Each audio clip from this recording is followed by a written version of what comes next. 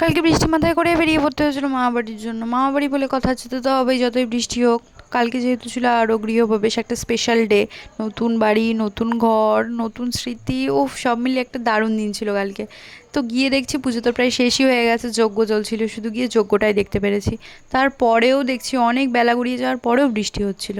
সারাদিনই ধরতে গেলে কালকে বৃষ্টি ছিল। তারপরে আমি আর আমার দাদা একটুখানি খাচ্ছিলাম কুরকুরে বৃষ্টি দেখতে দেখতে। উফ, বাড়ির ওই ভেজা মাটির গন্ধ, মামা বাড়িটা সেই ছোটোবেলার মামা বাড়িই থেকে গেল।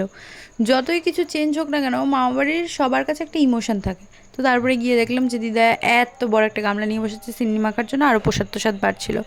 কিন্তু আমার বাবা খিদে পেয়ে গেছিলো, আমি ওসব বাদ দিয়ে আগে বসে পড়েছিলাম খেতে। প্রথমে ছিল সাদা ভাত, তারপরে ছিল মোচার তরকারি, যেটা আমার মা সব থেকে ভালো রান্না করে মোচা।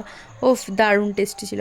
তারপরে মা দিয়ে দিল আলু চিপস, সাথে ডাল, আর ছিল গন্ধরাজ লেবু, যেটা স্পেশালি আমার মামাবাড়ির সব থেকে বেস্ট ফল বলতে গেলে, যেটা ছাড়া ডাল ভাত খাওয়াই যায় না। তারপরে ছিল কাতলা মাছ, পটল চিংড়ি।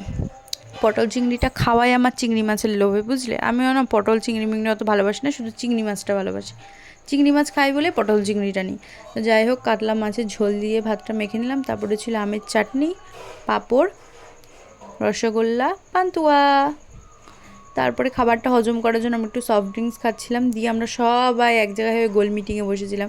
আরও অনেকে এসেছিলো কিন্তু চলে গেছিলো। তো তারপরে আমরাও রাত্রেবেলা বাড়ি ফিরে আসলাম। তো আজকে এইটুকুনি।